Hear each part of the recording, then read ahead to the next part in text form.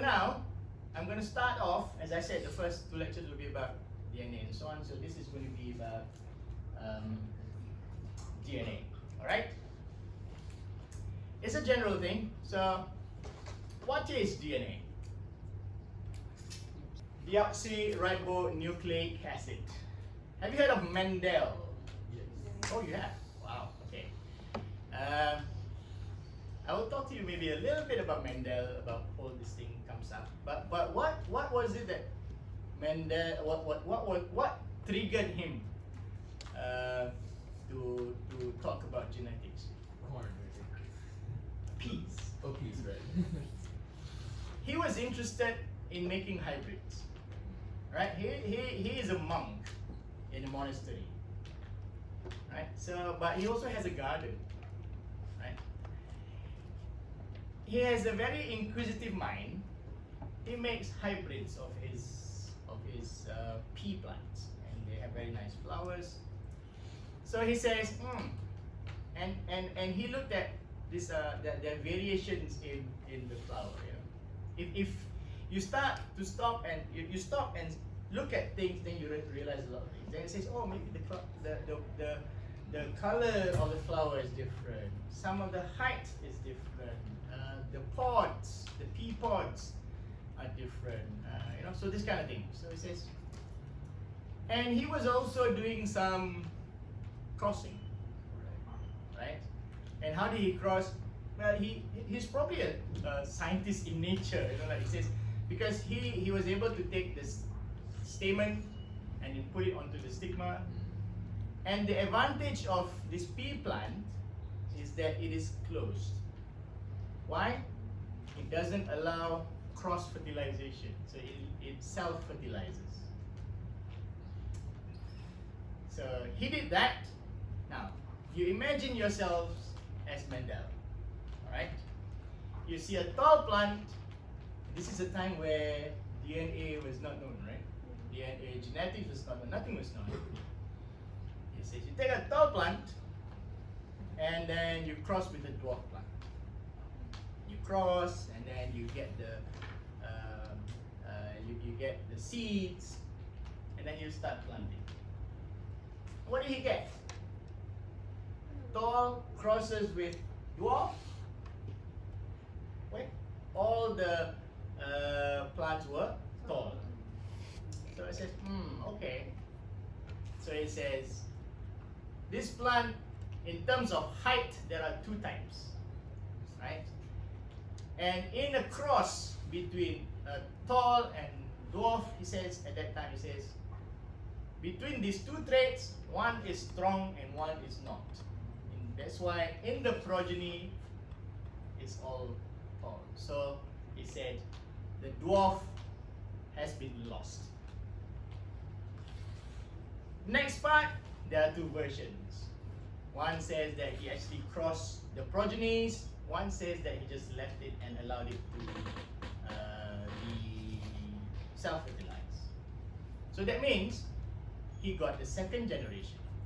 But remember, on the 1st generation of progenies, all were tall. To his surprise, tall versus tall of the first generation progenies, suddenly you get dwarf again. Right. So this was very intriguing to him. Okay? So he went to the board and says, no, my conclusion was wrong. He says, tall and dwarf, yes, you can see tall, but dwarf is still inside there somewhere and not seen. So from then on came the quest to look for what is the material that determines your being, your trait, right? Okay? Of course, his discovery was not appreciated 30 years later and so on, right? So we'll go through that. But what I want to point out to you that the idea was that what is the property inside this plant cells or reproductive organs and so on that determines the outcome. Alright? Okay. So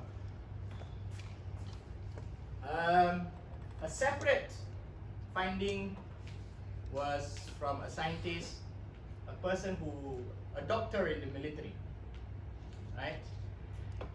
He treats a lot of course, during the wartime, he was treating a lot of soldiers with wounds and so on. Of course, you throw the bandages, and a lot of the wounds have got pus. The yellow, pus, nana. For some reason, he's interested in pus. Blood is red and so on. So what's this yellow thing?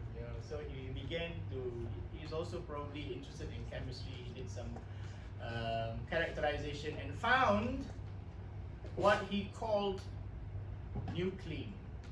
He thought it was a protein. It has a high phosphorus content. So that was the first time people actually isolated DNA. And he thought it was protein, but later it was shown to be a type of acid. Right? So characterization, after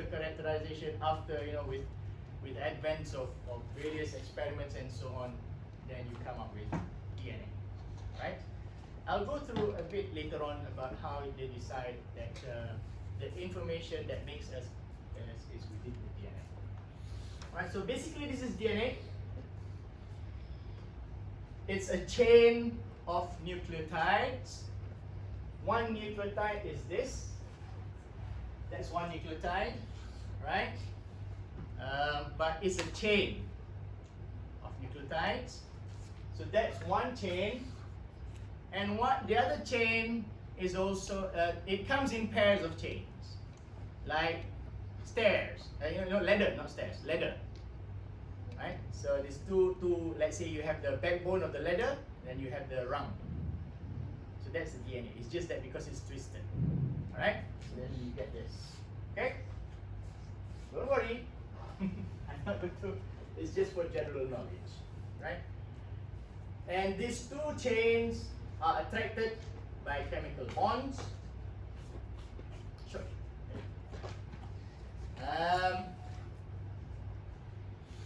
This is the nerdy scientific part of it, some experiments, but I'll tell you the important points. Mendel and Miescher, this is the one that's passed from bandage contains nuclein. That was the start of it. Mendel said something, factors that are controlling traits. 30 years later, these guys, De Vries, Carl Correns, von Schmack, they did the same experiments 30 years apart and found some similar observations. As scientists, when you find something that you think is new, you don't go and shout that, what you normally do is you look into the library. And then sadly, well not sadly, for them, oh, this has actually been mentioned by Mendel 30 years earlier. So that's why normally they call it rediscovery of Mendel's genetics. Fast forward, that's when the microscope was made available. Why is it important? Because with microscope, you can now see smaller and smaller and smaller things. You start to see cells. With better microscopes, you start to see inside the cells, the nucleus.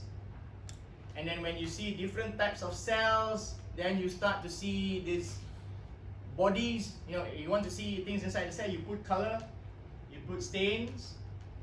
And then you see these colored bodies inside the nucleus, and that behaves, when you look at onions, for example, they look at the skin, they look at the roots. What I'm trying to get at is mitosis and meiosis. Does it ring any bell? Right. Yeah, cell division. And with that, they can see the behavior of the chromosomes. Mitosis and meiosis is where cells divide and so on.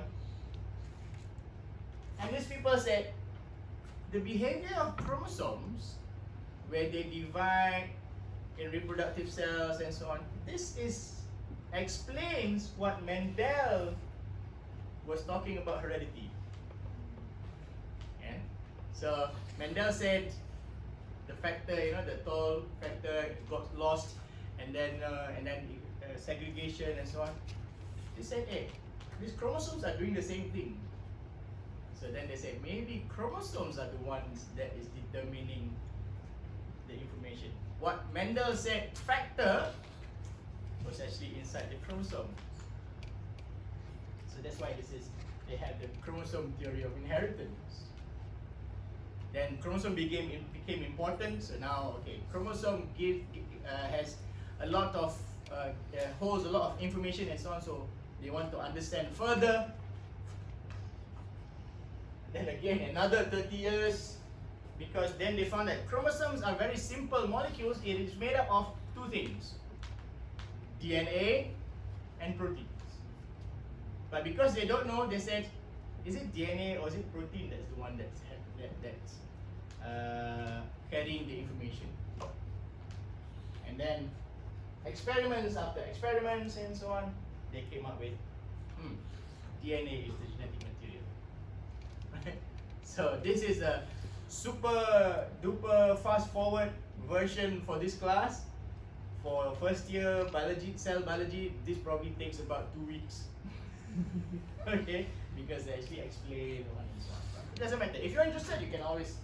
Oh yeah, I've got a video, a YouTube channel as well that for my classes. So I'll tell you if you are interested in some of this. If you're interested. Okay. So in humans, not just females, in humans, you have the cells, in which inside the cells you have chromosomes. Inside the chromosomes, you pick it up, this is your DNA. Humans have about 40 trillion cells, and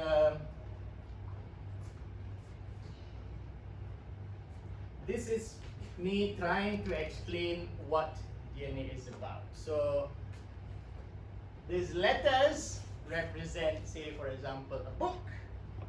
How many chromosomes do we humans have? Do you know? 46, which is also 23 pairs, because we have them in pairs. Why do we have them in pairs?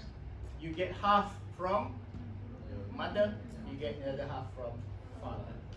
And so there's 23 pairs, 22 pairs of what you call as autosomes, 1 pair of sex chromosomes. And this sex chromosomes determines whether you're a male or female. In your father and your mother, who has the variability, whether it's male or female? The father or mother? Father, because they carry the sperms, and the sperms can have two versions, whether you have the X carrying sperm or the Y carrying sperm. The mother will always have the X. Right?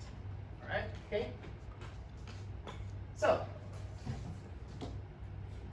this is a cellular representation. It's a technique called chromosome painting, where you can actually give different chromosomes different colors, and with that tells you there are 22 autosomes, and then there are X and Y. Male or female? Female, because there are two X's. Right?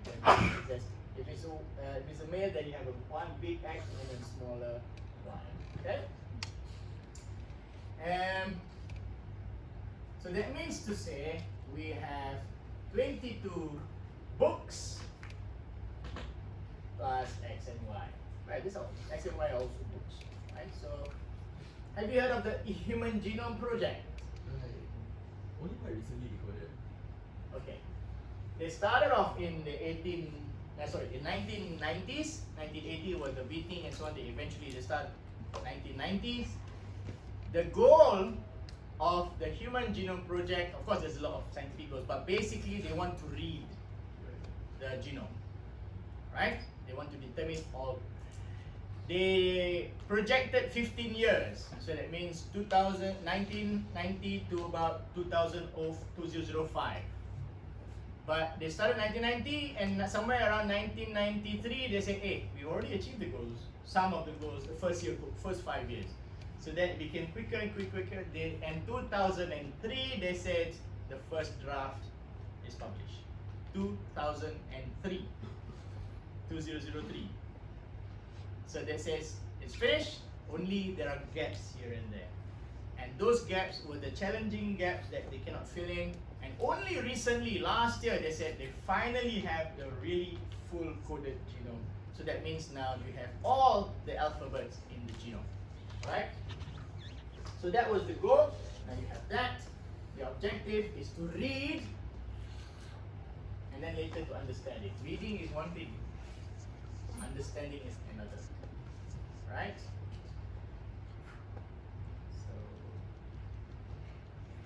So 3 billion letters spread over 23 pairs of books.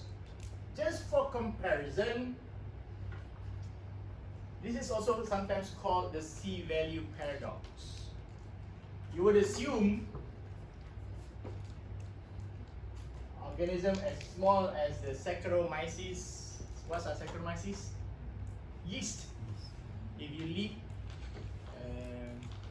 it's the yeast that you make your cake, right? Maybe different versions of it, but that's the yeast. That one has about 12 million. We have 3,100 million. This is the mouse. This is the mosquito has got about 285 million. The C-value paradox says that if you are a more complex organism, doesn't mean that you have more DNA. There's not. It doesn't. You don't have a direct correlation. It's not very clear as such. So that's a C-value paradox. So basically, the onion has got more DNA than us. Okay? It's got 17 billion. But a lot of the DNA is actually repeated and probably not used as such, right? Okay, so don't look at the numbers and say, oh, if there's a lot of DNA, there must be very, very complex, but not necessarily. All right. So reading the genome is one thing, understanding it is another, right? So what is reading is about? This is an example of a book. Why can you read a book? Why is it easier to read a book? You have punctuations, you have titles, you have chapters, you have paragraphs, you have sentences, so you know when one story starts, when another one stops, right? That is a book. And you have the content page to guide you where to find them and so on. But unfortunately for DNA,